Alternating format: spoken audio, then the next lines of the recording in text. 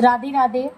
हम लोग पढ़ रहे थे श्रीमद् भगवद गीता यथारूप, जिसका अध्याय 2 गीता सार श्लोक संख्या 30 तक हम लोगों ने पढ़ लिया था। आज हम लोग पढ़ेंगे श्लोक संख्या 31 से। स्वधर्ममपि चावेक्ष्य न विकम्पितु महिरसि धम्र्याधि युद्धाक्षेयो अन्यत् क्षत्रियस्य न विद्यते।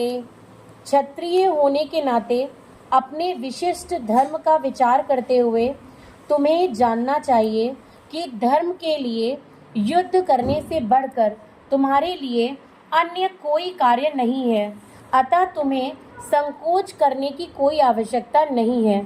तात्पर्य: सामाजिक व्यवस्था के 4 वर्णों में द्वितीय वर्ण उत्तम शासन के लिए है और क्षत्रिय कहलाता है। छत का अर्थ है चोट खाया हुआ। जो छति से रक्षा करे वह क्षत्रिय कहलाता है। त्रायते रक्षा प्रदान करना। क्षत्रियों को वन में आखेट करने का प्रशिक्षण दिया जाता है। क्षत्रिय जंगल में जाकर शेर को ललकारता और उससे आमने सामने अपनी तलवार से लड़ता था। शेर की मृत्यु होने पर उसकी राजसी ढंग से अंत्येष्टि की जाती थी। आज भी जयपुर रियासत के क्षत्रिय राजा इस प्रथा का पालन करते हैं। क्षत्रियों को विशेष रूप से ललकारने तथा मारने की शिक्षा दी जाती है, क्योंकि कभी-कभी धार्मिक हिंसा अनिवार्य होती है। इसलिए क्षत्रियों को सीधे संन्यासाश्रम ग्रहण करने का विधान नहीं है। राजनीति में अहिंसा कूटनीति चाल हो सकती है, किंतु ये कभी भी कारण या सिद्धांत नहीं रही। धार्मिक संहिताओं में उल्लेख मिलता है, आवेशु मिथो अन्योन्यम जिज्ञाम संतो महीक्षितः युद्धमानाः परम शक्त्या स्वर्गम यान्त्य परांग्यमुखः यज्ञेषु पशवो ब्रह्मन् हन्यन्ते सततं द्विजयः संस्कृताः किल मंत्रेच्च तयेपि स्वर्गमवाप्नुवम्। युद्ध में विरोधी ईर्ष्यालु राजा से संघर्ष करते हुए मरने वाले राजा या क्षत्रिय को मृत्यु के अनंतर वे ही उच्च लोक प्राप्त होते हैं, जिनकी प्राप्ति यज्ञानि में मारे गए पशुओं की होती है।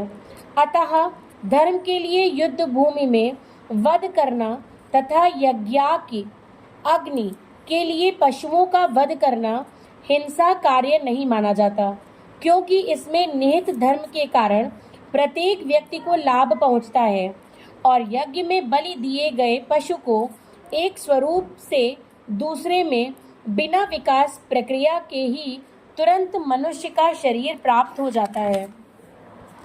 इसी तरह युद्ध भूमि में मारे गए क्षत्रिय यज्ञ संपन्न करने वाले ब्राह्मणों को प्राप्त होने वाले स्वर्ग लोक में जाते हैं।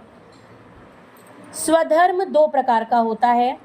जब तक मनुष्य मुक्त नहीं हो जाता, तब तक मुक्ति प्राप्त करने के लिए धर्म के अनुसार शरीर विशेष के कर्तव्य करने होते हैं। जब वह मुक्त हो जाता है तो उसका विशेष कर्तव्य या स्वधर्म आध्यात्मिक हो जाता है और देहात्म बुद्धि में नहीं रहता। जब तक देहात्म बुद्धि है, तब तक ब्राह्मणों तथा क्षत्रियों के लिए स्वधर्म पालन अनिवार्य होता है। स्वधर्म का विधान भगवान द्वारा होता है, जिसका स्पष्टीकरण 4th अध्याय में किया जाएगा। शारीरिक स्तर पर स्वधर्म को वर्णाश्रम धर्म अथवा आध्यात्मिक बोध का प्रथम सोपान कहते हैं। वर्णाश्रम धर्म अर्थात प्राप्त शरीर के विशिष्ट गुणों पर आधारित स्वधर्म की अवस्था में से मानवीय सभ्यता का शुभारंभ होता है।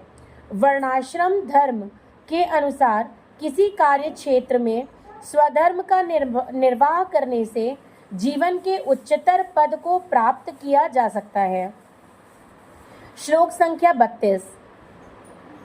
यद्रक्षया चोपन्नम स्वर्गद्वारम पव्रतम सुखिनः क्षत्रियाः पार्थ लभन्ते युद्धमीदृशम्। हे पार्थ, वे क्षत्रिय सुखी हैं जिन्हें ऐसे युद्ध का अवसर अपने आप प्राप्त होते हैं जिससे उनके लिए स्वर्गलोक के द्वार खुल जाते हैं। तात्पर्य: विश्व के परम गुरु भगवान कृष्ण अर्जुन की इस प्रवृत्ति की भत्सना करते हैं जब वह कहता है कि उसे इस युद्ध में कुछ भी तो लाभ नहीं दिख रहा है, इससे नरक में शाश्वत वास करना होगा। अर्जुन द्वारा ऐसे वक्तव्य केवल अज्ञानजन्य थे।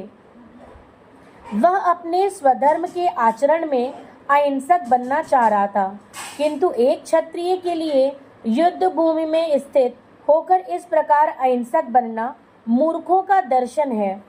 पराशर स्मृति में व्यासदेव के पिता पराशर ने कहा, क्षत्रियों ही प्रजार्चन क्षत्रपाणि ही प्रदंडयन निर्जित्य पर सैन्यादि क्षितितम धर्मेण पालयेत। क्षत्रिय का धर्म है कि वह सभी क्लेशों से नागरिक की रक्षा करे, इसलिए उसे शांति तथा व्यवस्था बनाए रखने के लिए हिंसा करनी पड़ती है। अतः उसे शत्रु राजाओं के सैनिकों को जीतकर धर्मपूर्वक संसार पर राज्य करना चाहिए। यदि सभी पक्षों पर विचार करें तो अर्जुन को युद्ध से विमुख होने का कोई कारण नहीं था। यदि वह शत्रुओं को जीतता है तो राज्य भोग करेगा, और यदि वह युद्ध भूमि में मरता है तो स्वर्ग को जाएगा, जिसके द्वार उसके लिए खुले हैं। युद्ध करने से उसे दोनों ही तरह लाभ होगा। श्लोक संख्या 33। अथ चेत्तवमिमं धर्म्यं संग्रामं न करिष्यसि ततः स्वधर्मं कीर्तिं च हित्वा पापं वपस्यसि। किंतु यदि तुम युद्ध करने के स्वधर्म को संपन्न नहीं करते तो तुम्हें निश्चित रूप से अपने कर्तव्य की अपेक्षा करने का पाप लगेगा और तुम योद्धा के रूप में भी अपना यश खो दोगे। तात्पर्य: अर्जुन विख्यात योद्धा था जिसने शिव आदि अनेक देवताओं से युद्ध करके यश अर्जित किया था। शिकारी के वेश में शिवजी से युद्ध करके तथा उन्हें हराकर अर्जुन ने उन्हें प्रसन्न किया था और वर के रूप में पाशुपतास्त्र प्राप्त किया था।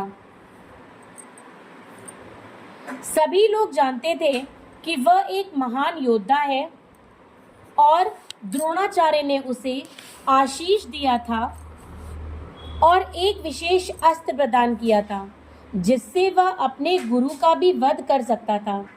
इस प्रकार वह अपने धर्मपिता एवं स्वर्ग के राजा इंद्र समेत अनेक अधिकारियों से अनेक युद्धों के प्रमाण पत्र प्राप्त कर चुका था।